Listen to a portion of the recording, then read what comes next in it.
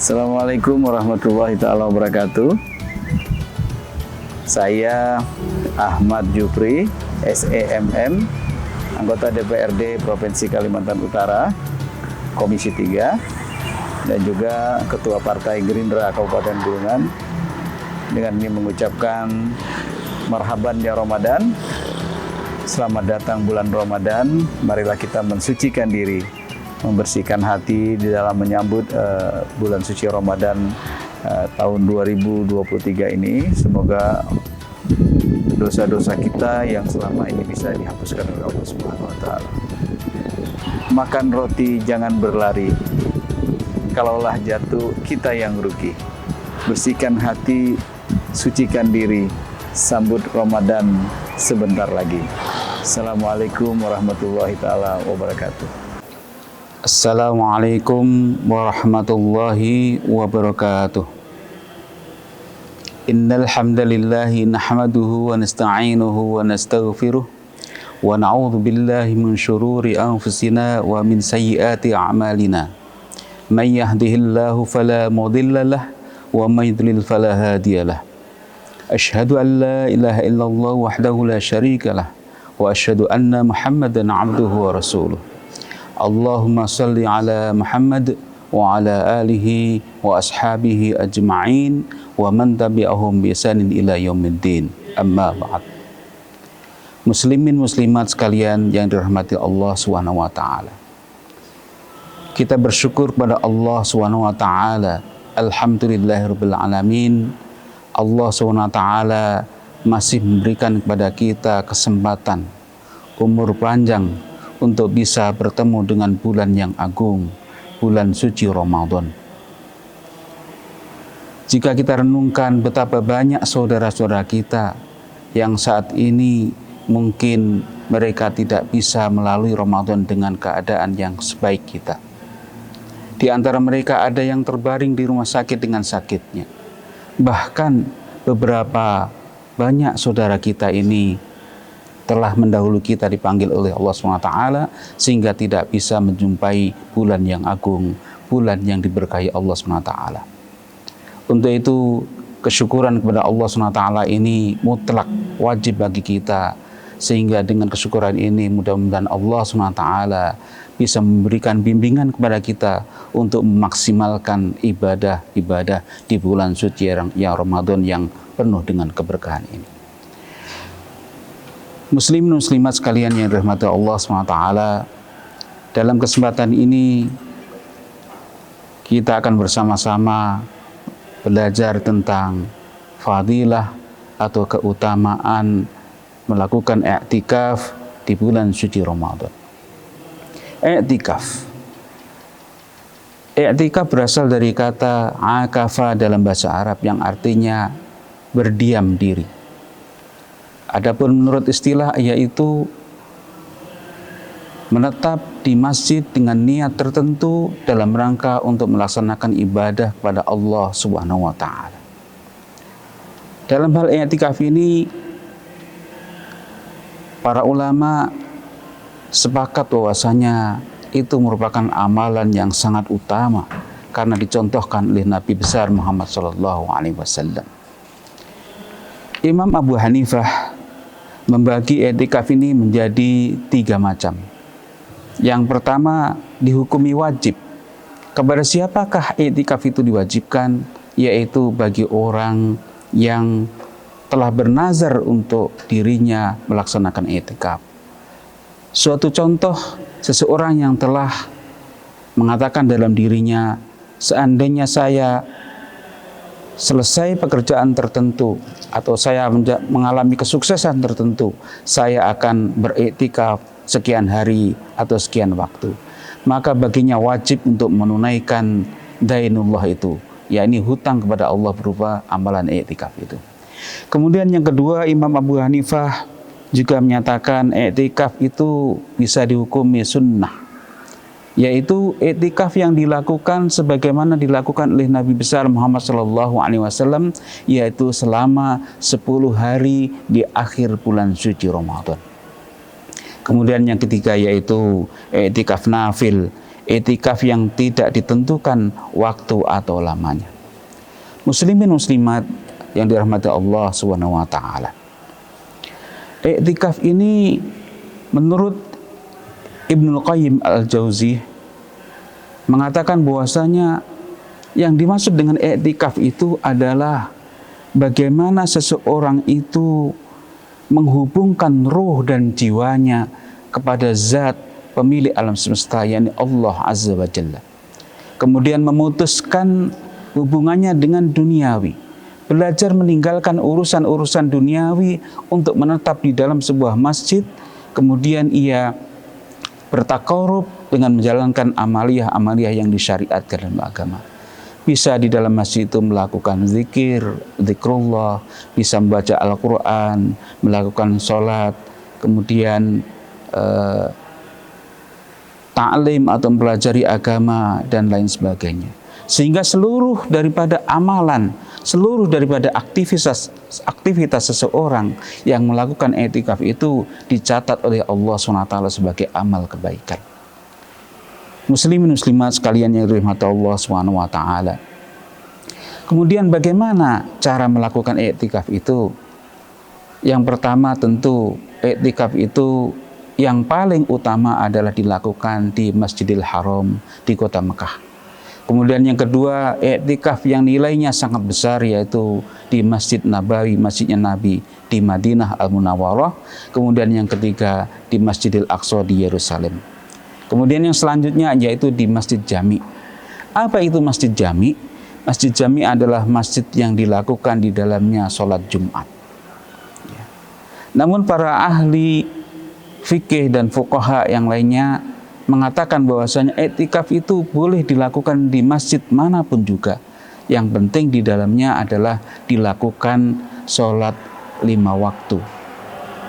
Adapun musola yang mungkin di lingkungan kantor yang tidak didirikan di situ di sholat 5 waktu, maka ia tidak diizinkan, termasuk di rumah-rumah dan sebagainya. Diawali tentu dengan memasuki sebuah masjid, membaca doa, masuk masjid dengan kaki kanan dan dalam keadaan berwudu, kemudian ia meniatkan diri untuk i'tikaf. Bagaimana niat i'tikaf? Ya, bisa di dalam hati meniatkan diri untuk i'tikaf menetap di suatu tempat, yakni masjid Allah SWT dalam beberapa waktu. Atau setidaknya ulama menyatakan bahwasanya sesaat pun ketika ia masuk ke masjid kemudian berniat i'tikaf, maka ia juga dicatat sebagai i'tikaf. Niatnya diantaranya punya yaitu nawaitul i'tikaf fi hadzal masjid lillahi ta'ala. Saya berniat i'tikaf di masjid ini karena Allah Ta'ala, dan ini tidak dibatasi waktunya. Sesaat boleh, beberapa malam boleh, ya, dan beberapa waktu yang panjang juga boleh. Bahkan setahun penuh pun diizinkan i'tikaf ini. Muslimin dan muslimat yang dirahmati Allah SWT. Kemudian beberapa hal yang bisa membatalkan i'tikaf yaitu ketika seseorang itu keluar dari masjid untuk keperluan yang tidak disyariatkan. Contohnya ya bukan kebutuhan orang yang beriktikaf. Kalau kebutuhan orang yang beriktikaf itu contohnya buang air kecil, keluar ke kamar mandi dan sebagainya, itu diizinkan. Ya. Bahkan Rasulullah SAW ketika beriktikaf itu ya kepalanya pernah dikeluarkan dari jendela masjid itu, kemudian disisir oleh istrinya tercinta yaitu Aisyah radhiyallahu anha. Ya. Muslimin muslimat sekalian yang dirahmati Allah SWT. Kemudian hal-hal yang juga dilarang yaitu seseorang itu melakukan hal-hal yang bertentangan dengan martabat masjid. Kan masjid Allah SWT itu memiliki aturan-aturan. Ya. Contohnya jual beli dalam masjid itu tidak boleh. Tapi kalau memikirkan sesuatu tentang agama Islam, kemudian muamalah yang lainnya, bermusyawarah, tentu itu diizinkan dalam agama Islam. Muslimin muslimat sekalian yang dirahmati Allah SWT, adapun di antara fadilah atau keutamaan beriktikaf ini sangat banyak. Namun beberapa hadis Nabi Shallallahu Alaihi Wasallam menyatakan, di antaranya Ibnu Abbas meriwayatkan dalam hadis yang berbunyi, Ani bin Abbasin radhiyallahu anhuma anna Rasulullah sallallahu alaihi wasallam qala fil mu'takifi huwa ya'taqifu dzunuba wa yujza lahu minal hasanati ka'amilil hasanati kulliha. Rawahul Ibnu Majah, yang artinya dari Ibnu Majah radhiyallahu anhuma, sesungguhnya Rasulullah sallallahu alaihi wasallam bersabda mengenai orang-orang yang beriktikaf bahwa dia terjaga dari dosa-dosa dan ditulis baginya kebaikan-kebaikan sebagaimana orang yang berbuat kebaikan-kebaikan seluruhnya. Jadi dalam hadis ini memberikan pengertian kepada kita bahwasanya orang yang iktikaf itu akan dilindungi oleh Allah SWT dari dosa-dosa. Dihapuskan dosa-dosanya, kemudian dicatat bagi orang yang iktikaf itu kebaikan-kebaikan yang dilakukan oleh orang yang di luar masjid itu. Seluruhnya, kulliha, kata Nabi Sallallahu Alaihi Wasallam. Nah, maka keuntungan yang sangat besar. Kelihatannya seseorang itu berdiam diri, bertafakur, ya, mendekatkan diri bertakor pada Allah di masjid, tapi ia mendapatkan limpahan pahala yang besar sebagaimana disampaikan oleh Nabi Sallallahu Alaihi Wasallam, sebagaimana kebaikan-kebaikan yang dilakukan oleh orang lain di luar masjid.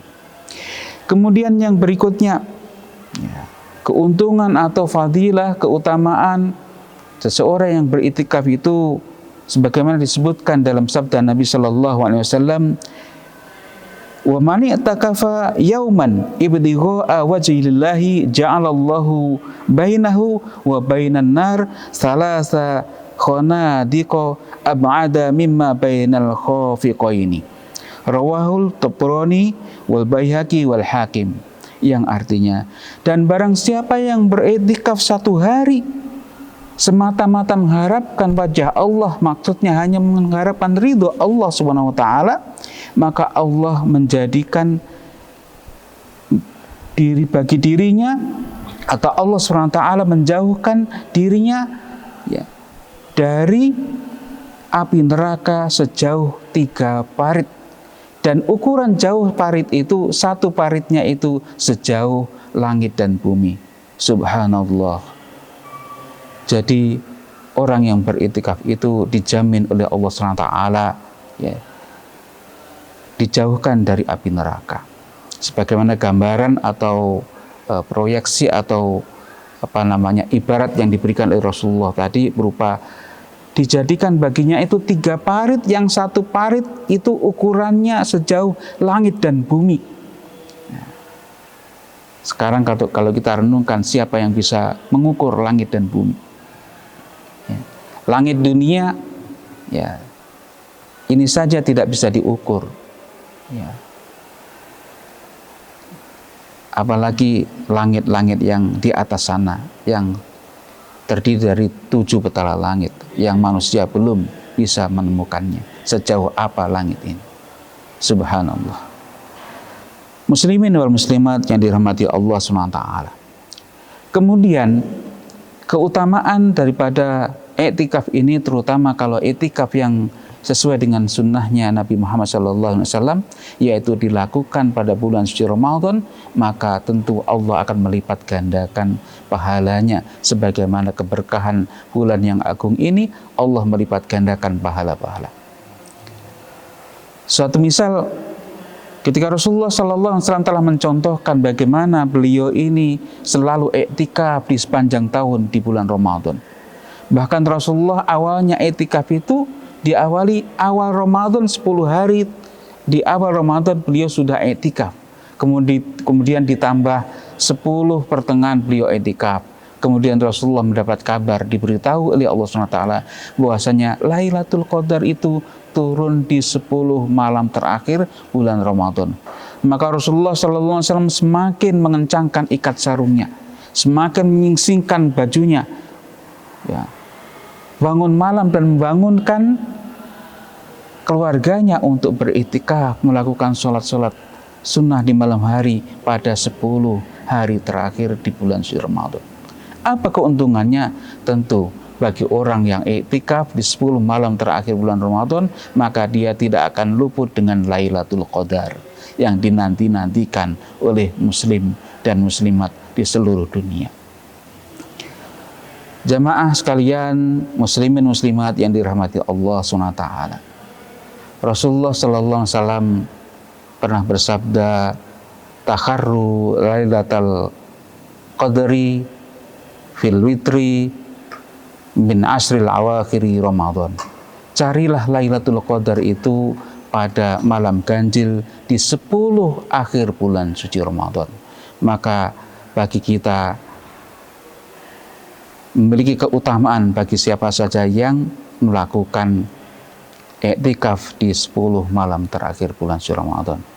Mudah-mudahan dengan iktikaf ini kita kaum muslimin sekalian akan bisa mendapatkan kelembutan hati, akan mendapatkan kesabaran yang maksimal, akan mendapatkan pengalaman rohani yang sangat luar biasa, yaitu pengalaman spiritual yang luar biasa, ya, keharmonisan hubungannya dengan Allah, dan kita belajar ya untuk meninggalkan urusan-urusan dunia yang fana.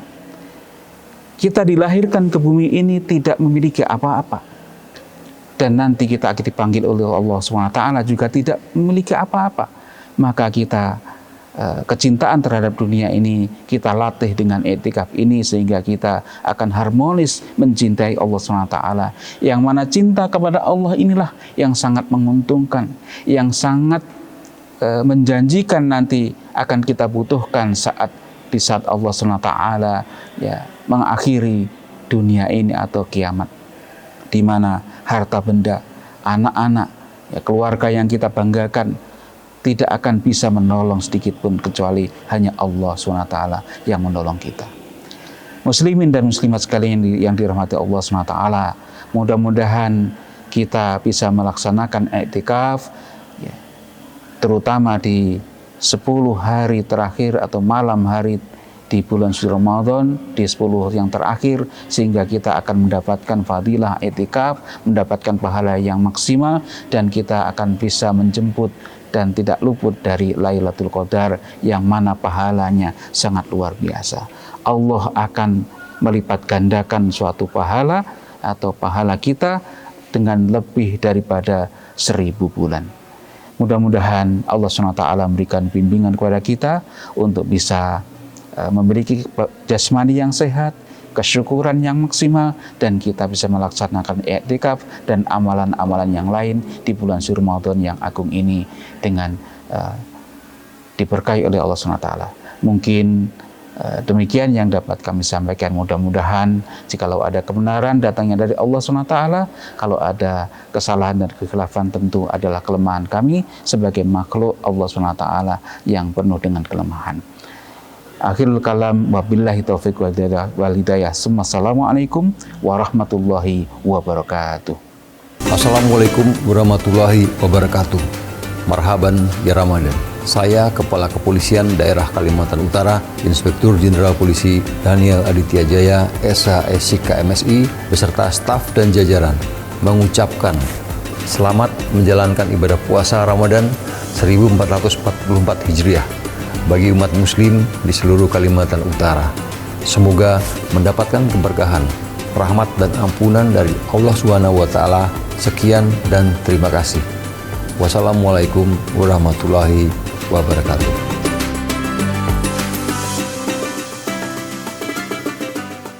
Kini kita saksikan pemirsa, seorang wanita sedang bersiap-siap untuk pergi. Mau kemana ya dia? Mau lapor SPT tahunan ke kantor pajak. Loh, kan sekarang bisa via online. Oh gitu, oke. Kini kita saksikan seorang wanita sedang melapor SPT tahunannya. Oh, apa yang terjadi? Menakjubkan! Kini jari jemarinya mengetik dengan cepat, secepat kamu merebut hatiku. Kini ia langsung mengklik kirim SPT. Ya ampun, the best kamu, Kak! Yuk pemirsa, laporkan SPT tahunan Anda sekarang juga. Pertanyaan terakhir. NPWP bisa diganti dengan... Jika Anda bingung, saya akan menghilangkan 2 jawaban yang salah.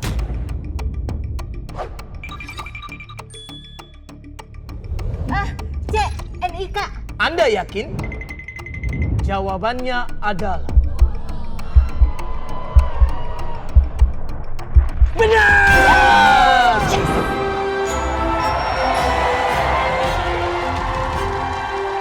NIK sebagai NPWP untuk Satu Data Indonesia. Kami keluarga besar Luminor Hotel Tanjung Selor mengucapkan marhaban ya Ramadan, selamat menunaikan ibadah puasa 1444 Hijriah. Assalamualaikum warahmatullahi wabarakatuh. Selamat siang, saya Inspektur Polisi Tingkat 1 Muhammad Komaini, STK SIK selaku Kasat Reskrim Polres Tarakan beserta keluarga besar Satreskrim Polres Tarakan mengucapkan selamat menunaikan ibadah puasa bagi rekan-rekan yang beragama Muslim. Mari kita tingkatkan iman dan takwa di bulan suci ini pada saat beribadah untuk pelaksanaan sholat tarawih, agar teman-teman yang beragama Muslim untuk mengunci rumahnya dengan rapat, kemudian di jalanan tidak memancing dari timbulnya kejahatan, yaitu menggunakan perhiasan. Kemudian disampainya di masjid yang menggunakan sepeda motor, tolong dikunci stangnya, begitu juga dikunci dua agar mengurangi kesempatan bagi yang ingin berbuat jahat melakukan pencurian. Paling terakhir, kami keluarga besar Satreskrim Polres Tarakan mengucapkan selamat menjalankan ibadah puasa kepada seluruh masyarakat Tarakan. Semoga ibadah puasanya semakin lancar dan sehat selalu. Terima kasih sudah nonton. Jangan lupa like, subscribe, dan share ya.